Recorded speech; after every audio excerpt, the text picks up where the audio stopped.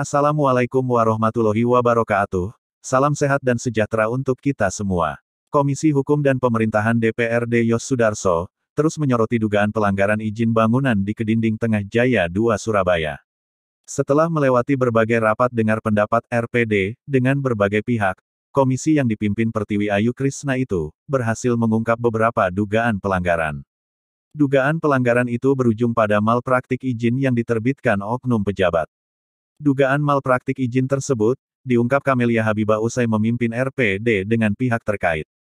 Menurutnya, Komisi Hukum dan Pemerintahan berhasil mengungkap dugaan malpraktek di Kedinding Tengah Jaya 2. Politisi PKB itu mengungkapkan, berawal dari laporan seorang warga yang melaporkan satu bangunan. Kini terungkap ada 7 bangunan yang diduga melanggar izin yang diterbitkan Pemkos.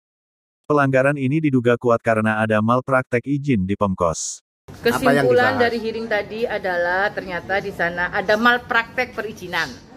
Karena Cipta Karya melaporkan di kami itu hanya ada 7 gudang. Ternyata hasil pantauan dari Bu Camat disampaikan kepada kita, sisi timur itu ada 12, sisi barat ada 8. Dan yang 8 persil itu semuanya mengantongin izin. Nah, yang membuat kami curiga bahwa itu ada malpraktek adalah kok bisa rekomendasi dari dinas-dinas teknis seperti contoh Amdal Lalin kok bisa dikeluarkan padahal pintu masuk aksesnya sangat tidak memungkinkan untuk Amdal Lalin bisa dikeluarkan untuk transportasi yang fitnya ban 12 seperti itu. Nah, makanya kami meminta kepada pemerintah kota untuk menertibkan seluruh bangunan-bangunan tempat usaha yang ada di sana, terutama yang tidak berizin, segera untuk ditertibkan, diberhentikan seluruh aktivitasnya. Kepada yang sudah mempunyai izin, dievaluasi kembali izin-izin yang sudah dimiliki. Karena sudah jelas existing di lapangan, 1, GS-nya sudah menyalahi aturan perda sesuai dengan yang ada. Yang 2, terkait dengan izin yang dikeluarkan, jadi mereka menyalahgunakan perizinan yang sudah diberikan oleh pemerintah kota.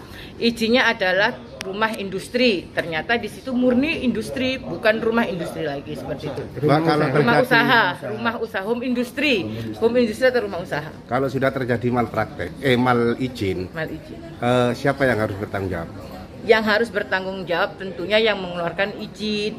Nah, tapi Cipta Karya dalam mengeluarkan izin, dia kan menerima rekomendasi dari berbagai pihak seperti Amdal Lalin, PU Bina Marga. Di sana sudah jelas-jelas tidak ada drainasenya.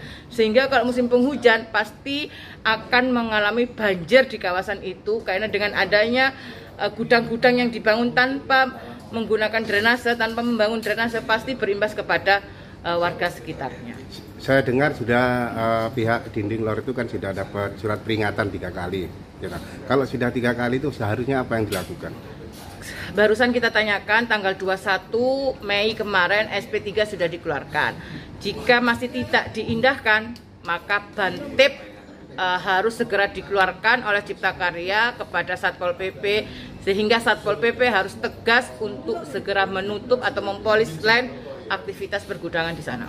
Terkait penertiban, apakah Dewan sudah memberi deadline waktu? Kita lihat dulu mekanismenya. Kami dalam waktu 1 pekan ini, karena di DPRD juga masih banyak teman-teman yang masih kondisinya seperti ini, kita kasih waktu 1 pekan untuk Cipta Karya mengirimkan beberapa tempat-tempat usaha, listnya itu berapa, dan juga kita akan perwakilan melihat kondisi di lapangan seperti apa. Sementara, salah satu pemilik gudang Handoyo Purnomo di Kedinding Tengah Jaya 2, dikonfirmasi Raja Warta mengaku akan mematuhi keputusan Pemkos terhadap tempat usahanya. Namun pria yang mengaku sedang berada di luar kota kepada media ini melempar pertanyaan. Apakah suasana di tempat usahanya, mulai dari pintu masuk hingga ke dalam disebut pemukiman atau pergudangan? Intinya, sebagai pengusaha dan pemilik gudang yang sedang dibahas di Komisi Hukum dan Pemerintahan, Handoyo mengaku patuh terhadap aturan pemerintah.